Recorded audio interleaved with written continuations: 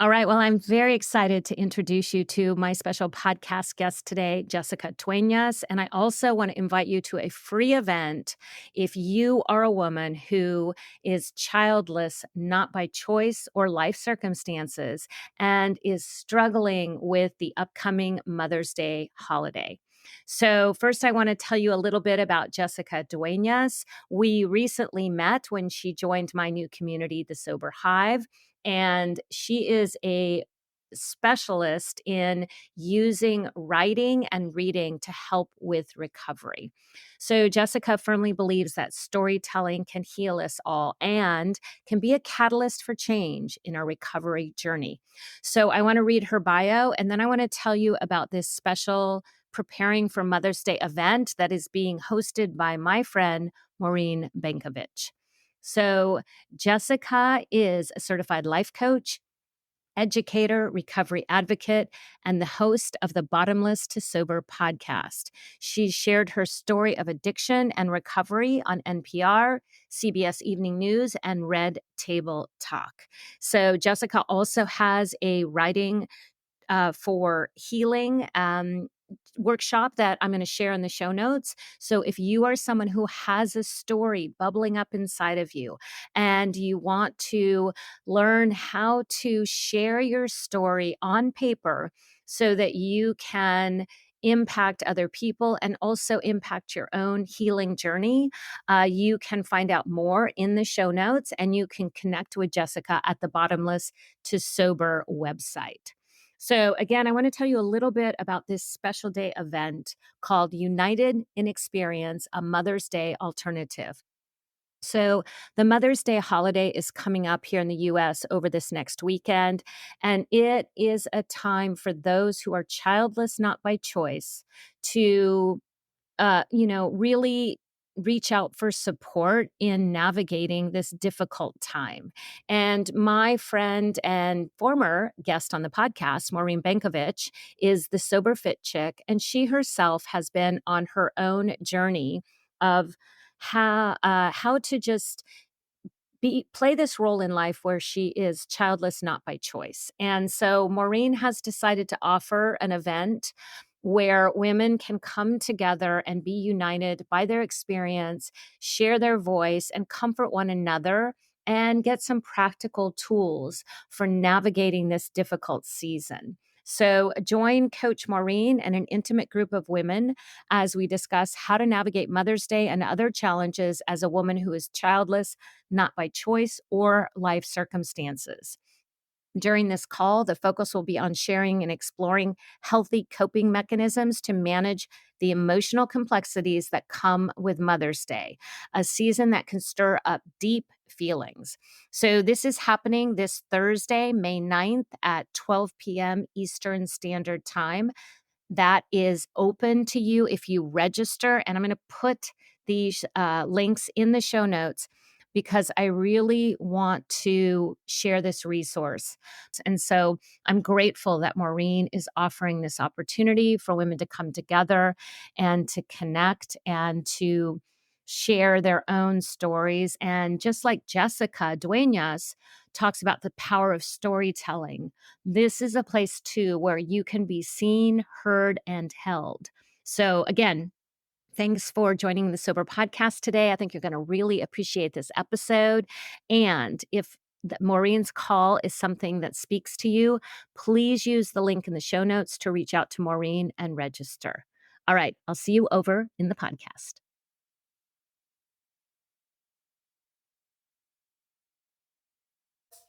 Welcome to the Sober Edge Podcast, inspiration for alcohol-free living. I'm your host, Terry Patterson, functional nutritionist and This Naked Mind senior coach. The Sober Edge is a place to explore the infinite possibilities on the other side of drinking. In a culture soaked in booze, discover the wonder and joy of taking a different path. Meet real people living lives of purpose and passion, learn the truth behind the alcohol myths, and get ready to be motivated, inspired, and astounded by what is possible with the Sober Edge. Well, hey everyone, it's Terry back with another edition of the Sober Edge podcast. And I have a special guest today that I've recently met and been hanging out with. So, Jessica is one of the members in our Sober Hive. So, Jessica, how's the Sober Hive going for you?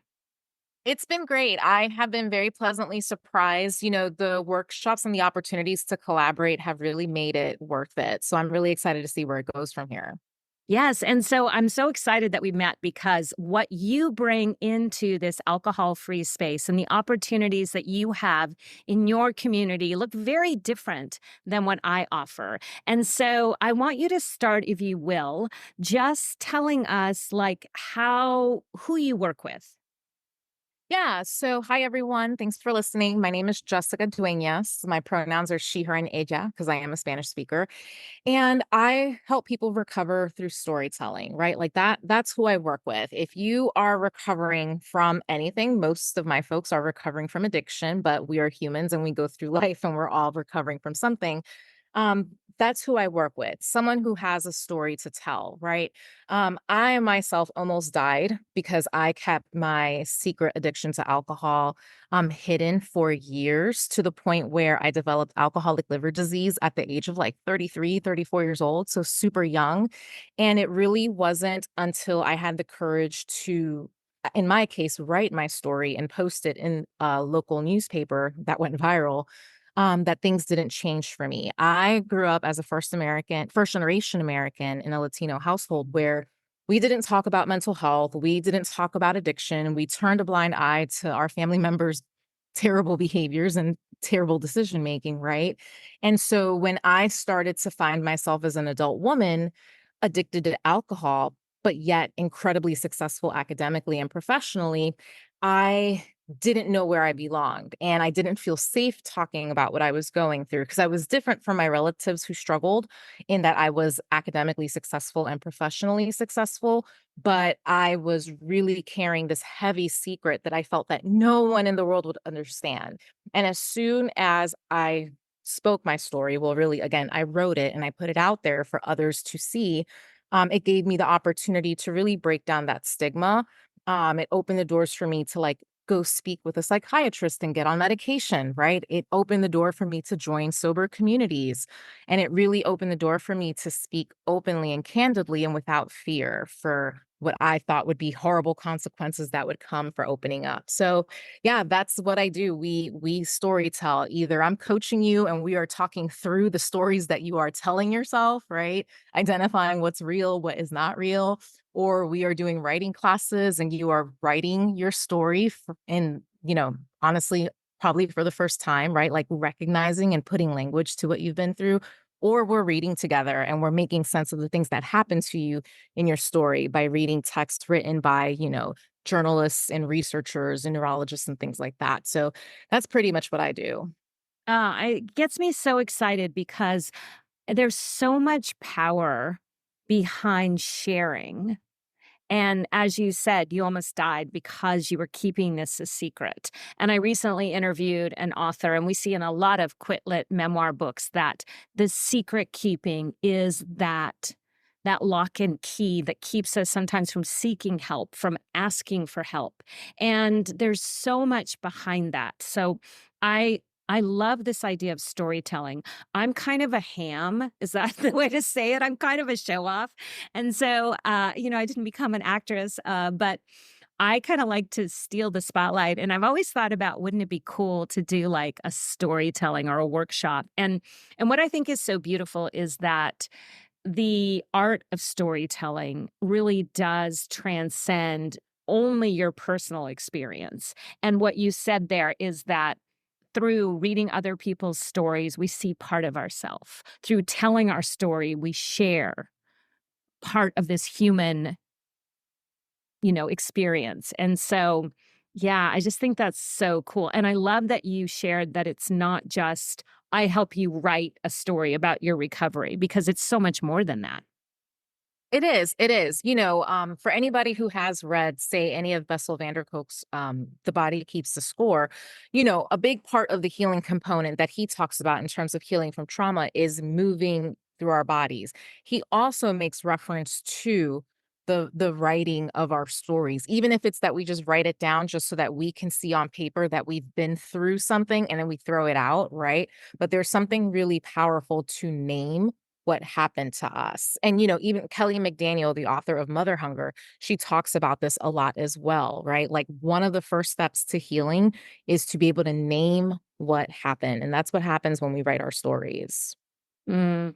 And you talk about writing this, op-ed was it well, just in your local paper. Yeah. But that was you talk about, "Oh, it's scary." So we think it's scary, you're gonna publish something, but you had also, something else going on in that you had recently been named the 2019 State of Kentucky Teacher of the Year. And so what was that fear of outing yourself? Like, how did that come about? How did you have the courage to do that, Jessica? Yeah. And what I always tell my students, right, when we get into this writing class or the workshopping, right, I'm like, you don't need to do what I did in order to heal. Like, let me make this clear. I by no means expect anyone to walk out of here after 6 weeks and go submit something into the local newspaper and see what happens. Not at all. But for me, my level of desperation and my need for change was just that desperate. In between 2019 through November of 2020, I had gone to rehab about 7 to 8 times. I had been hospitalized from 3 to 5 day stays up to a 5 week residential rehab program. I had wrecked a car. I had struggled with content warning for listeners, or you might do an intro with a content warning, but I struggled with suicidal ideation to the point where I started to plan, but then I drank so much that I didn't even do the plan because I was too drunk to execute a plan. So I was in such a state of misery that I felt I had no other option but to just completely out myself because it would force me to just finally face the world. It felt like either I do this or I'm done. And I realized I still had a little fight in me and I still had a little hope that I hadn't done everything possible yet to try to recover. So I felt like this was my last resort. Like I often will ask clients, like, what have you tried and what have you not tried? And like, what's the resistance in what you haven't tried yet in order to get sober? And that was my biggest point of resistance, the opening up and just being honest and showing up as myself. And I was like, no, no, no, no, no, that's it. I'm just going to put it all out there. And whatever happens can't be worse than what I've already been through. Mm. Yeah, and so what was that initial reaction for people to see someone who looked like their life was perfect on paper, they had great success, and they had great influence over young minds? What was the reaction when that article came out? It was totally the opposite of what I thought it was going to be. I remember bracing myself for angry emails and like, how dare you teach our children? And how dare you like walk into the school? And what kind of teacher of the year are you? None of that. To this day, knock on wood, it's been several years since I wrote that. I have yet to get one, I might jinx myself now, but I have not gotten any hate mail or anything. Literally any communication that I have gotten from anyone who has come across that article, which I'll send you the link to it so you can link into the show notes so folks can read the original piece that I wrote. But it was nothing but love and support. And if anything, the people who did know me, including several colleagues that I was close to, they actually expressed regret at not knowing. And they lamented that I didn't find them safe enough to come to with this problem. Like they all were like, if you had come to us and said this was your struggle, we would have helped you. But, the people that we love often do want to help us, but if we don't open our mouths and express a need for support and how they can support us, they won't know, right? And this was a perfect example of that. So there were those complicated feelings of like, wow, if something worse would have happened to you, I don't know how I could have lived with myself. I've gotten comments like that, but everything was overwhelmingly supportive. Mm. That's so incredible, and it's such a beautiful thing to hear is that sometimes people surprise us. I often say that to my clients, that can fear the worst, but we don't know until, it comes into the present moment and it's happened that what people's reactions really will be.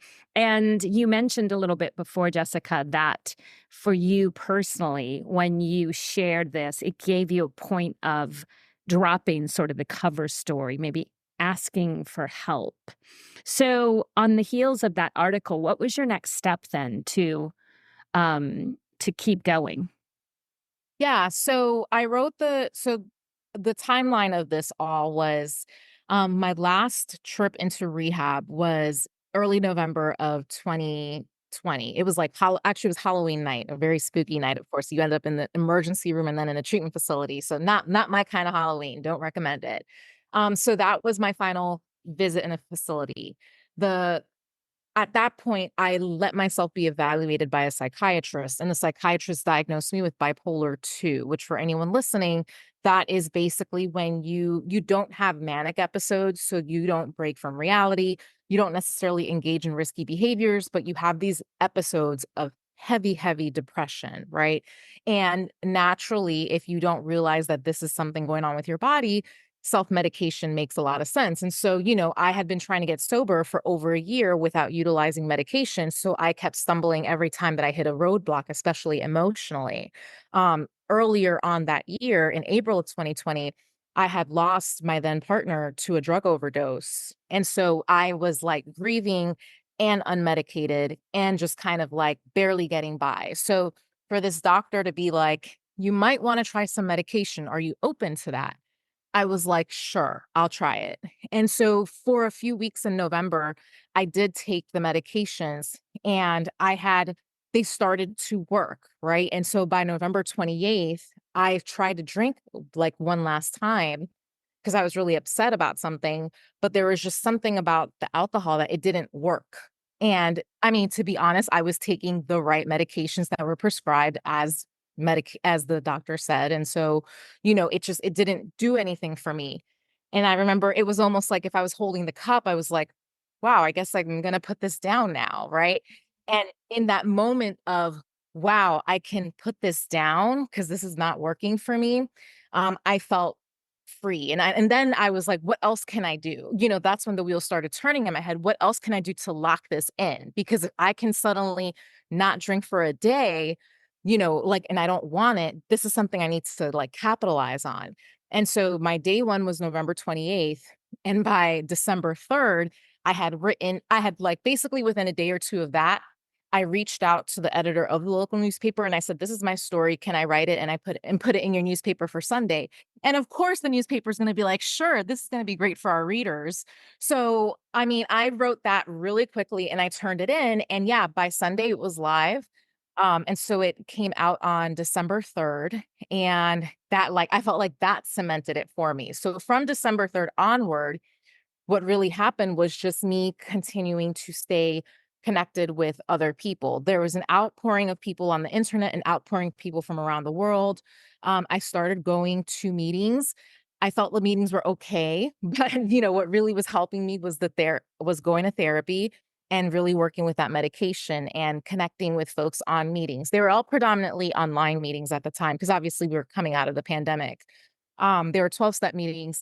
They were okay, but again, like I said, I was just doing everything that I was told to do that worked for other people. I was following along with it. So really that was next. But the big thing was, okay, I told my story this one time that felt really good and that worked, AKA writing it in the newspaper.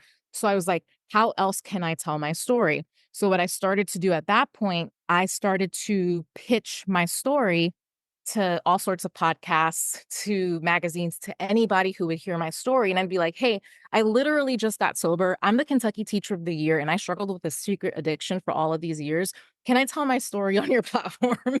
And so either I pitched myself to podcasts or podcast folks would reach out to me. I had the opportunity to do probably one of the biggest podcast interviews that I've ever done, which was to do the Back from Broken podcast. I mean, this is the same podcast that I'm blanking out on. This is where my brain is at. It's the evening hours. Hunter Biden was on the same season as I was on, right? And he was talking about his own addiction. So I had the opportunity, regardless of how you all feel about politics, the point is that my story, it was really powerful for me to realize that my story was just as big as the president's son's story, for it to be featured on the same season of the same podcast. And so what I realized was the more that I told my story, the more that I wrote about my story, the stronger I was feeling. And so that's just kind of like where I went with it. And that's kinda like where I've been. I mean, by month 5, I ended up on Red Table Talk with Jada Pinkett Smith, and that I didn't reach out to them. They've randomly found my article and they reached out to me. So, really, it was seeing that, okay, that one time I told my story went really well, and I was like, "I'm gonna ride this train until I can't anymore." And here I am 3.5 years later, still storytelling and now helping other people with their stories. That's so beautiful. Thank you for that because what you share there really highlights that this journey is about sharing our stories so that we can recover out loud, but also sharing our story brings so much power and connection with other people. And so I Yeah. love that you just took this opportunity and doubled down on it. And you probably heard it said, that burn the boat decision. Once she wrote that article, it was like, well, there's no going back now. Yeah, exactly. I recently it was yesterday, I did, like, one of those anonymous ask me anything on Instagram, like, in my stories, and one of the questions that I got was, "Do you ever worry?" Because I'm currently my 9 to 5 job, I still have a day job, and I work on a college campus, and the question was something along the lines of, "Do you worry as an educator about talking about your addiction so openly?" And I was like, I don't. At this point, I fully expect if I ever go on another job interview for them to totally Google me. And anybody who hires me is just going to be having to hire all of me. Like whatever you see online, that's a part of who you're hiring and bringing on your staff. So, yeah, thankfully, it's the complete opposite of where I used to be when I drank as a teacher. Well, and I think that for many of us, that place of hiding is a huge barrier to moving away from alcohol. We are not trusting ourselves, we're not trusting other people, we're compartmentalizing our life, we're carrying around a lot of guilt and shame when we're keeping things in secret. We are not being vulnerable, which can really help us to make those important connections. And so it's one of the hardest things, and people will often ask. I coach in a lot of large groups, and they'll say, "Well, I don't want to tell anyone that I'm doing this program." And I always tell them, you don't have to tell everyone, but you really should tell someone. And I think that Brene Brown is the one who said that share your story with the people who've earned the right to hear it. But there's so much power in what you're saying, Jessica, is that our story is personal, and yet it is that connective thread of that human experience. And that's what's so incredible about you being willing to put yourself out there and the results. Yeah. And I want to speak to that point, right, of telling our story to the people who've earned it. Because in my case, I just really want to emphasize to the listeners, I had nothing to lose by telling my story. I had already given up my house. I was renting a room out of my sister's home with my dog, right? Like I had basically literally lost everything. And I was at the point where I had already resigned from my teaching job because I could not keep it together. And so I knew for me, I could put everything out there and it wouldn't matter. But I want anyone listening to recognize, like, before you go out there and just spill all the beans, like, slow down and ask yourself, what do I stand to gain, and what could I possibly risk, right? And that's why I think going into with storytelling, first for yourself, but then thinking about who are your safe and trusted people. That's a really important conversation, which we talk about in my class, my writing class, right? Because not everyone has that right. Not everyone deserves to know your story, right? You just need those few people that you can lean on who are going to carry you. That's all. You don't need to have the whole world knowing. If you want to be out and proud, great. But if not, that's okay too. Yeah, thank you for that. And I just recently interviewed Tani Lara, who wrote the book.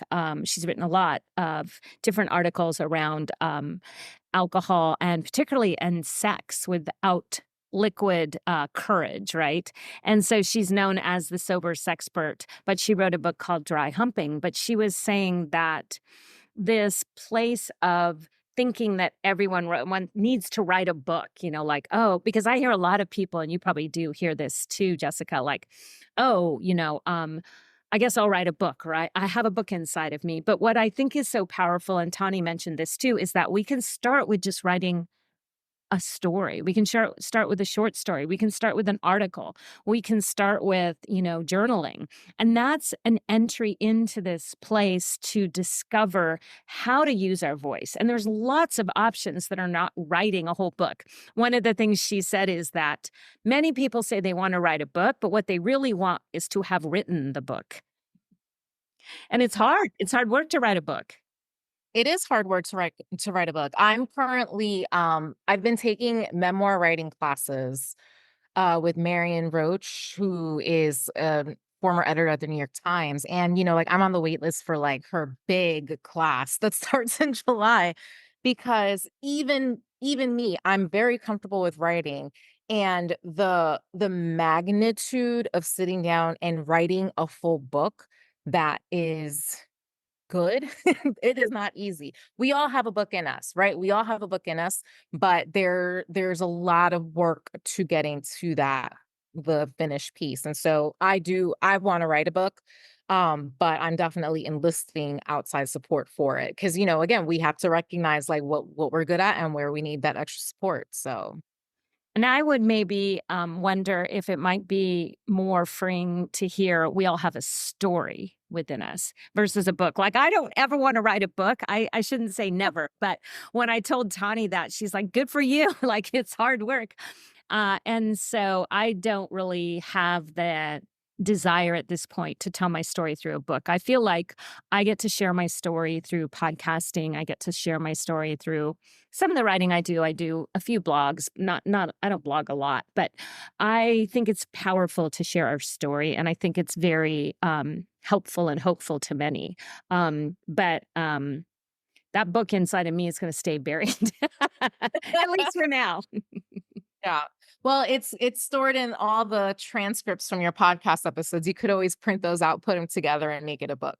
There So you go. There you go. As if I have something to say, right? Yeah. And podcasting, I think, is a form of storytelling, and it's part of what I love. And I often interview guests like we're doing today, but I also do solo episodes. And that's an opportunity for me to sort of practice storytelling. How would I get better at that, Jessica? just the solo storytelling part. Yeah. Yeah, I mean, I think one of the most important questions is what did you learn? I feel like that's kind of like the at the end of whatever short story you are telling, it's what did you get out of it, right? Like what knowledge do you have now that you didn't have before the thing happened to you, right? So like who were you before this thing happened? How did this thing happen to you and how did you change through it? And then where did you land? Right. And I feel like that you can capture that in a couple of pages. You don't need to tell us everything. I don't need to know like what your dog's name. I'm only saying dogs because I hear your little puppy barking in the background. Right. We don't need to know what your dog's name was when you were like in fifth grade to get like something out of like an experience that you had as an adult. And I think that that's the important thing because we get so overwhelmed with storytelling. I think that's what gets overwhelming for folks is they think that they have to capture everything from the time that they were born to up to today. And it's like, no, you don't have to do that. Or sometimes people think that they can't tell a story because they're still in it, right? Like, well, I can't talk about, say, like, also, I recently went through a pregnancy loss in January. And, I'm still in this whole, like, I don't really know what the hell I'm doing in terms of like my fertility journey. I go up and down with it all the time. I still feel comfortable telling my story from the point where I'm at. I don't know where I will land, but I can still tell the story from where I am at today. And I think it's giving ourselves permission to understand that like our stories aren't necessarily over. Maybe some of our stories are, right? Like we can wrap them up with a nice and neat little bow, but some things we're still going through, or even like sobriety. For some people, what your sobriety looks like in your first year is very different to what it might look like later. Like in my first year, I was going to AA meetings. I was anxious about collecting chips and things like that. Now, 3+ years later, I'm not counting days or months. Of course, I pay attention to when my anniversary comes. I don't go to AA meetings, that it's not for me, and I'm okay with that, right? And so I think it's important for us to recognize that our stories are ever changing while we're in them. Mm, yeah, I love that, the evolution, and I think that's very true. For me, it's been, I guess, 8.5 years now, and so, my life looked very different that first year of being alcohol free, and it continues to look slightly different as and what I like to think of it, or the way that I describe it sometimes, is it's almost like we have this through line of, becoming and unbecoming. And our journey around addiction is part of that story. It's not the only part of us, but it's also not completely separate from who we were and who we are. And so I think that's, such a beautiful part to say, that we are in our story and we can share where we are in our story.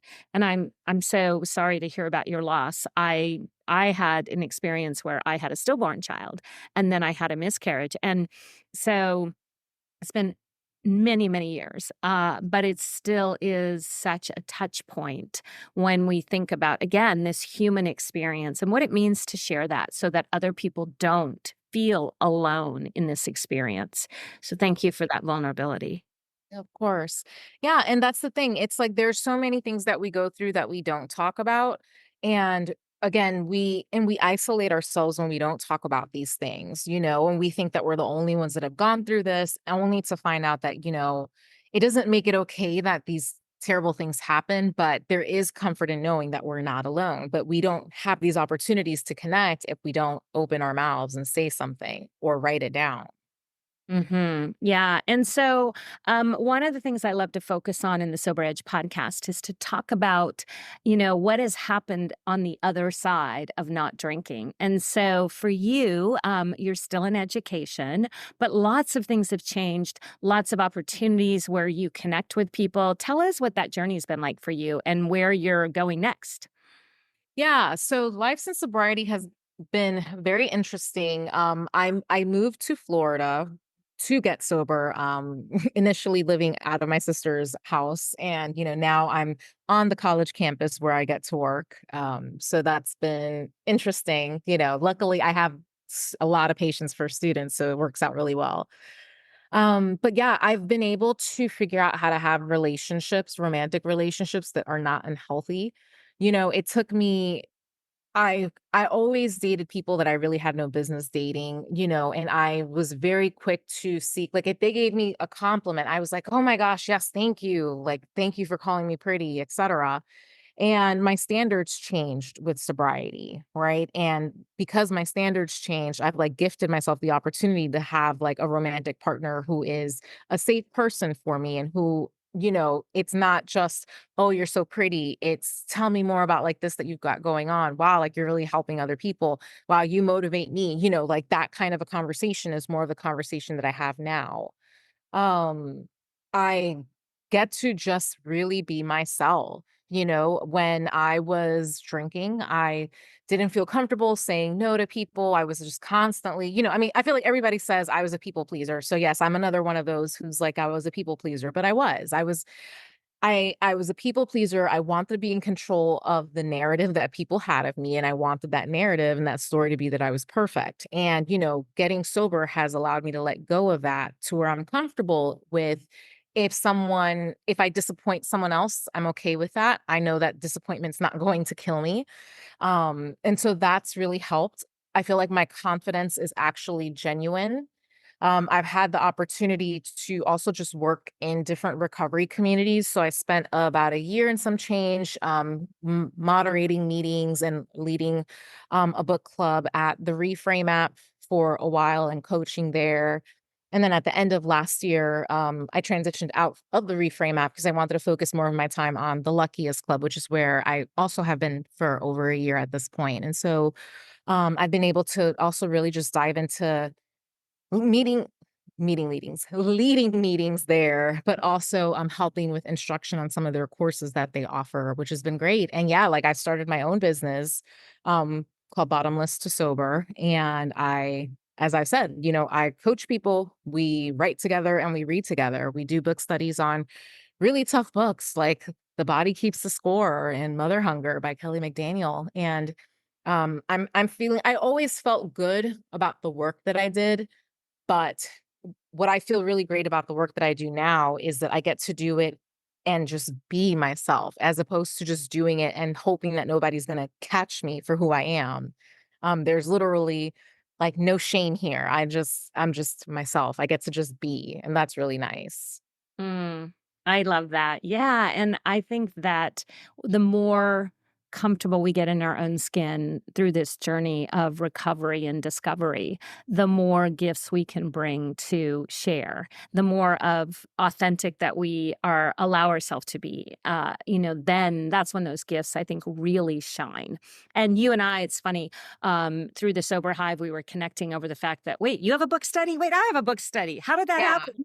And for me, it happened very organically, and it's kind of one of my I call it like my secret offers. Like it's not something you can find on my website like I do this book study, but it's just been so delightful to help women in this same transition that I went through of focus so much on how to stay in this place of not drinking and become more comfortable.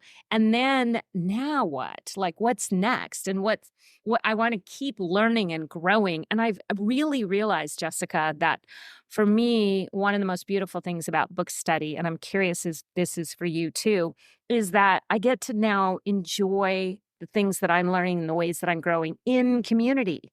I'm no longer just reading like a personal development book and saying, "Woohoo, go Terry." Yeah, no, I wholeheartedly agree. And what I love about book study opportunities, especially once we get to the part where the participants are sharing, is that their stories give context to the books and why the science behind the books makes sense, right? And I think like that's really powerful. And also seeing people, myself included, have those aha moments because when we first stop drinking, we're just figuring out how to feel our feelings and how to like go through cravings. It's very basic, just kind of like survival mode. Let's just get to 30 days, 90 days, whatever.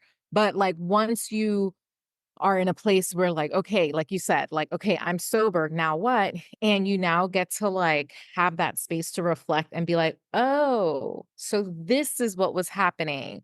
Like, oh, this might be why I do this when I do that. Right.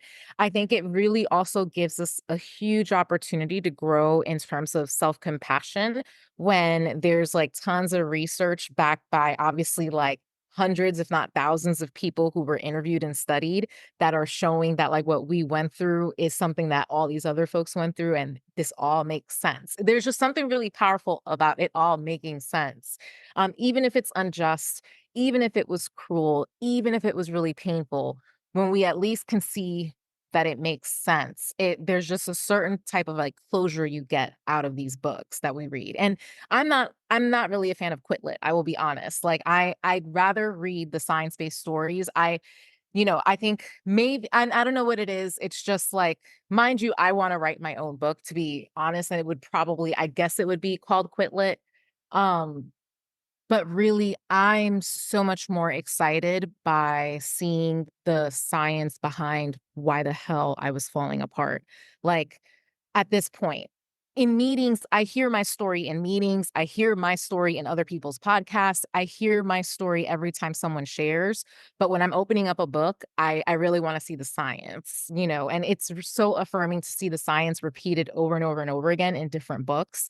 That for me, it's just really a really cool experience. And like, I feel like the women in my book study, I don't have guys yet in my book study, but it's not closed to men. Um, that's just a really powerful experience.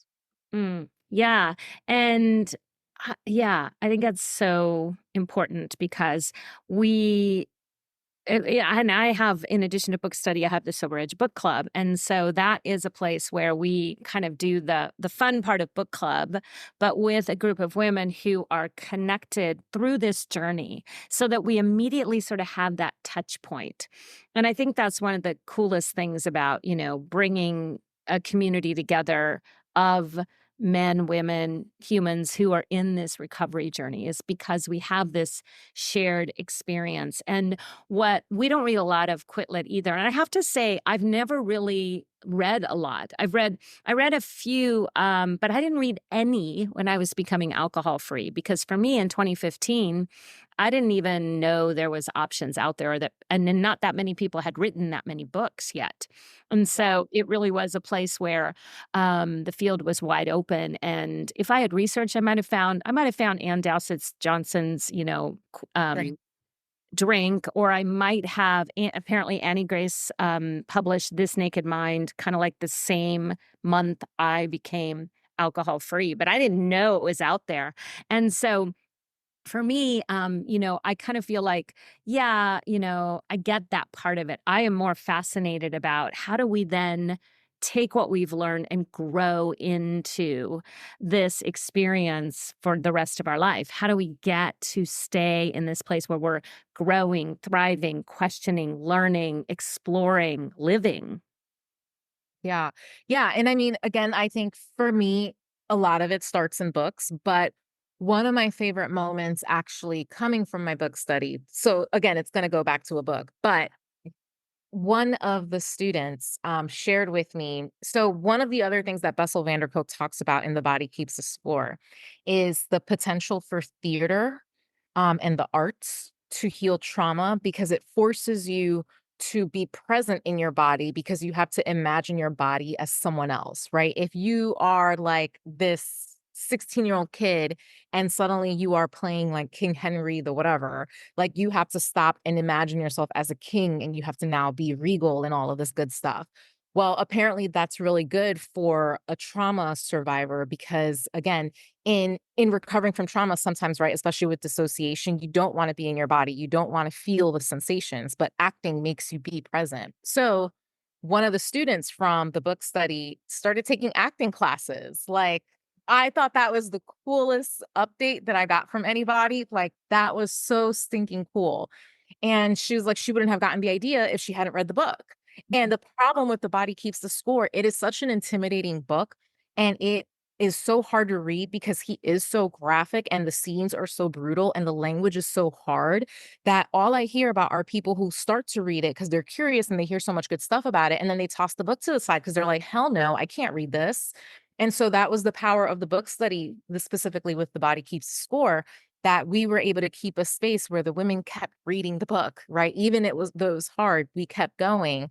And we got to the end where he has all these really innovative solutions for trauma, like acting. And so yeah, one of the students ended up in acting class, which is so cool. Oh, yeah, I agree. Super cool. And what I love about that is this idea of like we are exploring kind of a new identity when we go through recovery. And it can be intimidating, and so I love the idea of thinking about it like if you were to play a part in a play, and as you would adopt that identity, what do you need to know and learn, and where can you open up so that you're not afraid of portraying different parts of yourself and calling out other parts of yourself.